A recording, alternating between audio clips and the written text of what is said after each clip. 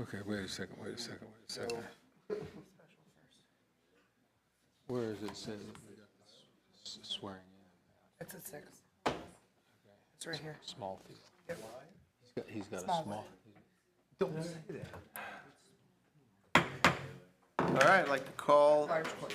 the special meeting of Ravenna City Council for June 23rd to order. Ms. Greger, would you read the announcement, please?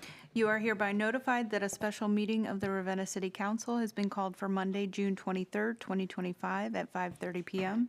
The purpose of the meeting is to discuss and/or act upon legislative process and public comment. The meeting is for discussion only, and there will not be an opportunity for public comment. No council action will be taken. And I'd like to add to the agenda that our law director wishes to hold an executive session tonight.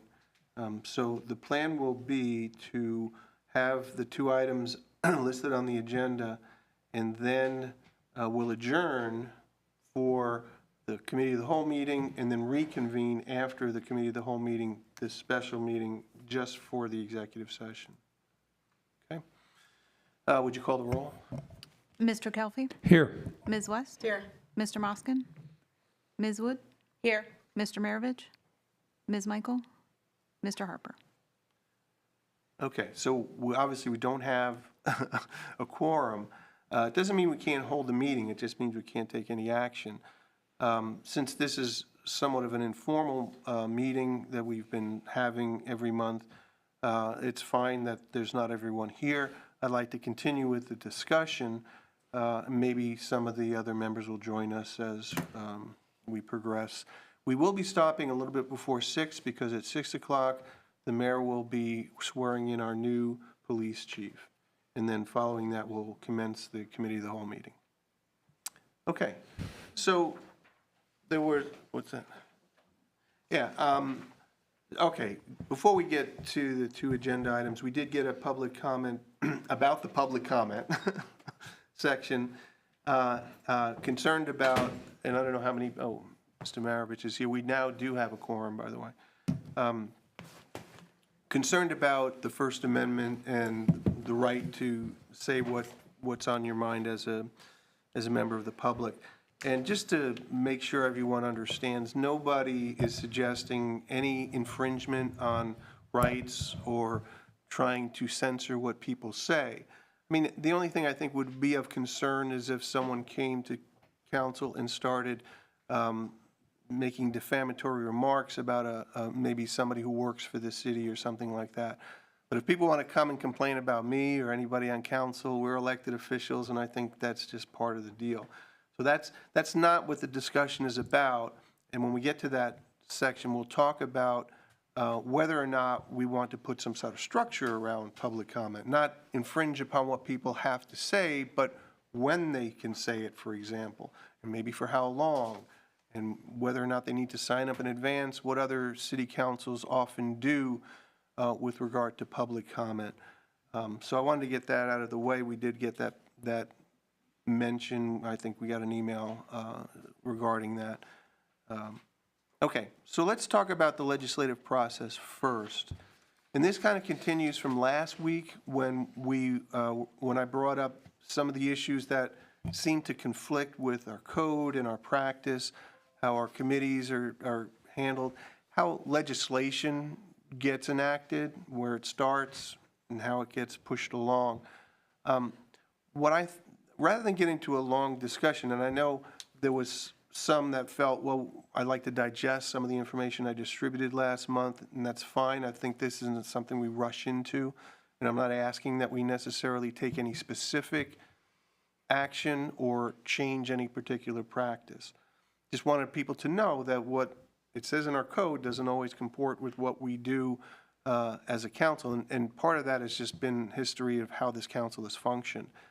But what I thought would be an interesting thing, rather than to have these discussions on an ongoing basis, was to form a committee, and I wanted to get a sense of how council felt about this, a special committee of council. And really what I'd like to focus on is the legislative process. how does some request from within the city or even from council members get to that, the different stages? And really, structurally, it would be about our tracking sheets, because that's the mechanism we've always used, right? And so if we could automate that process, and that's why I'd like to ask Mr. Maravich, our IT director, Mr. Bender, be on the committee, and Ms. Greger also, since as council clerk, she handles a lot of these things. And ask, I don't know if anybody else wants to volunteer to be on this committee. And we would look into, is there software that we could, employ, either at a cost, or maybe there's some free things we can piece together.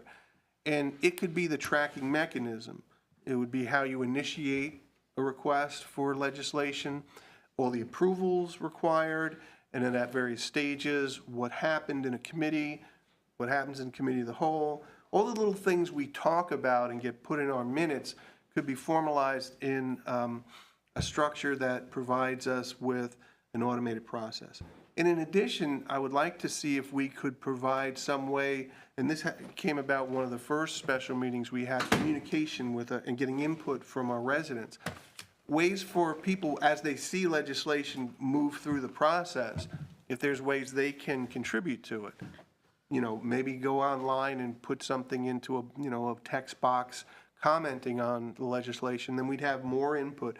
Because I know we do get input from people, and we'll talk about public comment in a few minutes, from the people who show up. We don't get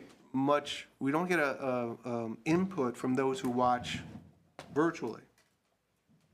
But, it doesn't have to be in real time, right? We can get input from people through email and through these other mechanisms, and I think our public in general is probably very comfortable providing that kind of input. So I would think that would be an important component of it. And so my question to council is, how do you feel about at least starting the process by having a committee formed and then having that committee work on this process? Whether or not we discuss in this committee things like how to handle your special committee work, I think is kind of unnecessary. I would like to just focus on the tracking sheet process. On the tracking sheet, is it in our ordinances, rules about tracking sheets and ordinances, or is what we do just our practice? Because my questions are, who are all the people that can create and start a tracking sheet through city council? Well, is it By custom or by ordinance? by ordinance, and what our practice is, okay? Because lots of times, it seems like we kind of sometimes start tracking sheets on verbal directions, sometimes to Chelsea. It happens sometimes that way. Right. Sometimes it's one of the administration does it, Right. but how, So as we talked Yeah. about this last month, so 22201, preparation, states that all ordinances and resolutions shall be prepared by the law director when ordered by a majority vote of council or the committee of the whole, or, and this is the part we're talking about, or when requested in writing upon a form provided therefore, hence the tracking sheet. okay, Now, then it follows by the mayor, any other elected official, or the chairperson of any standing or special committee. So when it comes from Mr. Content or Mr. Finney, it's not really provided that they are allowed to make that request. Now, our tracking sheet does have approval by the mayor, and we kind of fuzzy say, well, That they're- okay, he's given he's approval. approving the mayor. What I would like to do minimally is to change the tracking sheet to say requested by the mayor on behalf of Mr. Content, and that would make it fully in compliance with what I just read from our code. But the answer to your question is, number one, the code does provide for our tracking sheet. It doesn't call it the tracking better sheet. written. It just says on a form provided therefore. And then it does designate who's allowed to make these requests. And so we could easily formalize that electronically by having, you know, one of the department heads start it, but as long as the mayor, on behalf of his reports, approves it and then becomes the official requester, then that would be, you know. And then, you know, we could put little plugins for the finance department in case there's need for an appropriation or whether or not funds have already been appropriated, those kind of things can be handled. Because I know sometimes we get legislation prepared and we don't really know the status of the funding, right? So it becomes a catch-up game. And this could be a way to formalize and make sure things have been done properly. Then the other thing is there deadlines on when they have to be submitted for it to come to council? Because I know that lots of times, Chelsea, you ask for, we need the tracking sheets by this date, or like Wednesday or Thursday, depending on the schedule.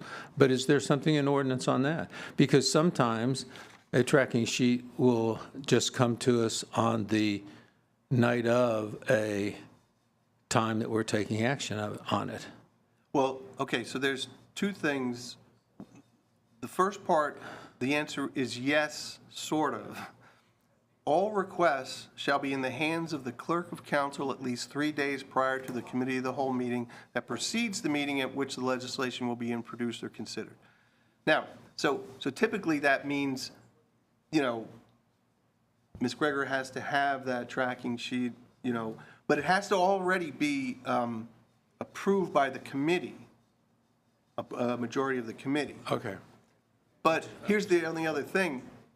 There's nothing in here that says how items get on the committee of the whole agenda. It doesn't have to come through a committee. It doesn't say that anywhere in here. So in theory, even though it didn't go through a committee and didn't even have a tracking sheet, if somehow it gets on the agenda for committee of the whole and the committee of the whole approves it, then it gets on a regular or special meeting agenda for action. Without the tracking sheet having everything? Without even having a tracking sheet. Because that was the first sentence I read, where if it's a majority of the council or committee of the whole. Okay. And then, there is, if not presented within that period, you're like you're diagramming this paragraph workflow. perfectly. If not presented within that period, then the request must have the written endorsement thereof of the mayor or the president of council and at least 3 members of council. And that's where when we you do get that the sheet. loophole, where you get the endorsement sheet the day of a regular or special meeting so we can proceed. So, again, going back to the question, first of all, Mr. Maravich, are you willing to participate? Yeah, I'm Okay. encouraging it too. Is council okay with establishing such committee? I think it's a great way to kind of organize and streamline. I'd also like to have someone from the administration. The mayor's not here, but I would like him to appoint somebody. If he wants to be present as well, that's fine. Because, you know, the vast majority of our tracking sheets do come from department heads, and I think they need to be part of the discussion. So I'll circle back to the mayor and see if he's got an appointment for there. If anybody else wishes to join us, let me know, and I can appoint you to the committee as well. Okay, any other questions about that first item? So the second item I brought up because you may all remember about a year ago, or soon after I was appointed president, we had a special meeting where we talked about some of the changes, and I think the most significant change that came out of those discussions was changing our agenda and including the consent agenda, which has some popularity, I think, since then. But during that process, we did talk about how public comment is provided to council. And there wasn't a desire for council at that time to make any changes. And we don't have anything codified really other than a mention of delegations for our regular meetings. There's really no other comments or direction provided by our code with regard to public comment. But I will tell you that I get regular questions and concerns from members of council informally about, oh, you know, so-and-so spoke at this meeting, was that appropriate, or maybe did they take too long, and those kind of questions. So I'm only circling back because Someone recently made a comment like that to me. Someone on council said, hey, why did we allow this? And so I'm bringing it back because even though there didn't seem to be a desire to put any structure around public comment a year or so ago when we first discussed it, it gets discussed and it gets brought back to me on a regular basis. So I kind of want to know, do you want to discuss it some more? Or do you just want to complain to me when something happens, that you don't necessarily agree with?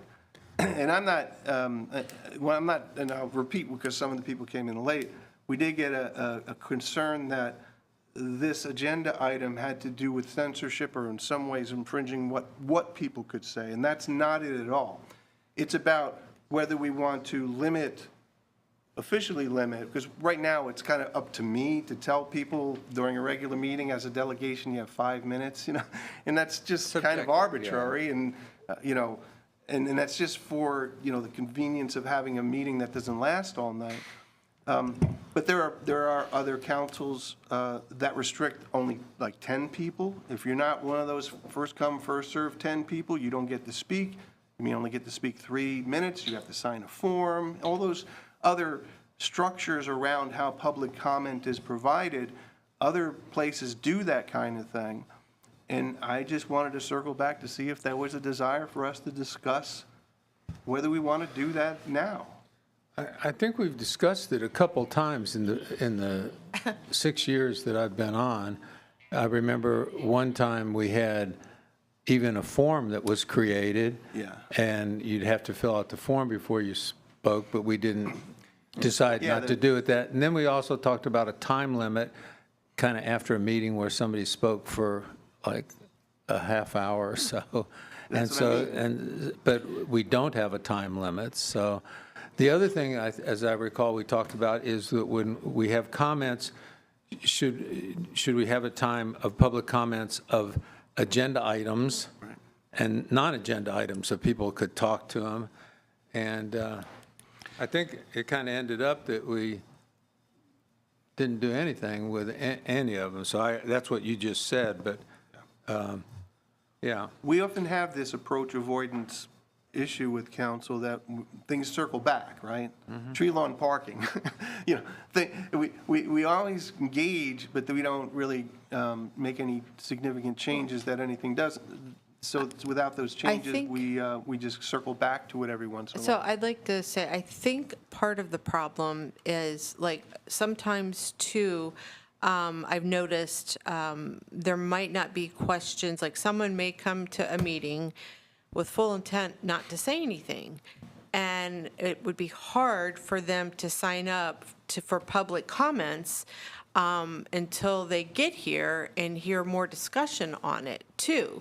So I think if we're in committee meeting and at the end of the committee meeting, if there are questions, I think that is a good time that we should allow people to talk, and it's up to the committee chair to control the meeting and not let it go out of hand. Just like it is with council, it's up to you to control, the questions that are asked. If they're appropriate, if they're going off the wrong way, then it needs to be, brought back to what the question is and not let it go so carried out, and more structure, where the person can get out their question, but at the same time, we've come into some situations where there's been some pretty harsh public comments that might not have been appropriate at a meeting. So, being able to identify that and stop it might create some of the animosity that has happened from this. The other thing is something that's really bothered me that I've noticed that I've just picked up here and there. And I know this has been an ongoing practice, but when people do come up and speak, it worries me that we have them give their first and last name and their address on the cameras. I think we should have them possibly write it down on a piece of paper. It's just something I wanted to throw out, because if they're if they're coming in and they're on, I know it's going to be on public record, but I don't know, it just bothers me that they're out there and it's on video and they're saying their name, their address, if they're, complaining about something or they come here, I don't know. It just doesn't set right with me. Sometimes it just bothers me, and I don't know why, but it does. And I feel bad that they have to constantly come up here, say their name, say their address. And I think that we should have a sign sheet by the microphone, where they say their name, but they can write their address and everything right at the microphone. Yeah, and I think that comment is like the heart of my frustration at times.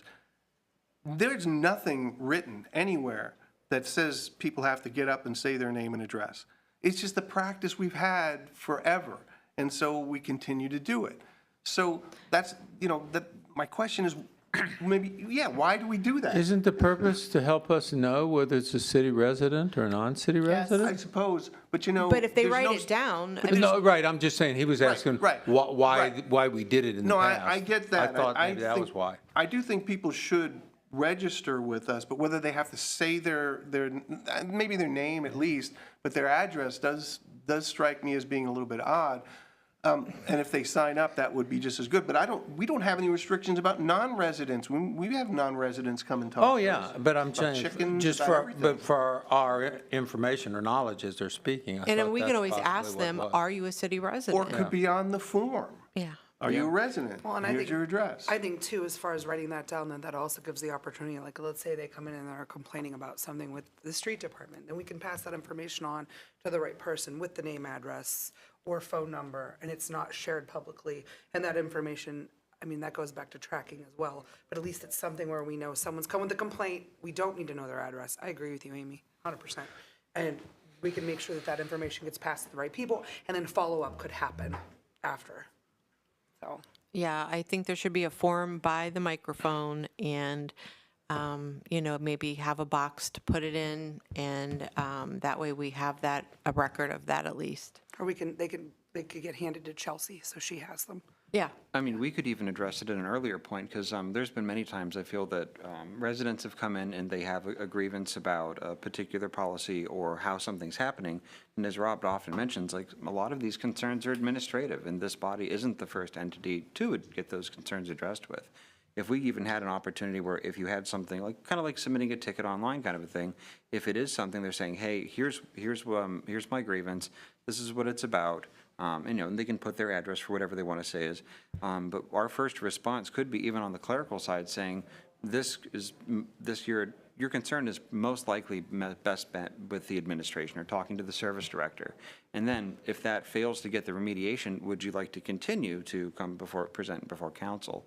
But at least that spares them the time of having to take a trip in, us to talk about business that rightfully belongs to the administration, and it helps kind of move everything along. And so when they do come in and they have that, I've talked to the service director or whoever, and I'm not getting the resolution I need, and I feel that there's a policy change that we need or an ordinance change, I think that at that point, after it's already gone through one round, is then a good point to come to us before council.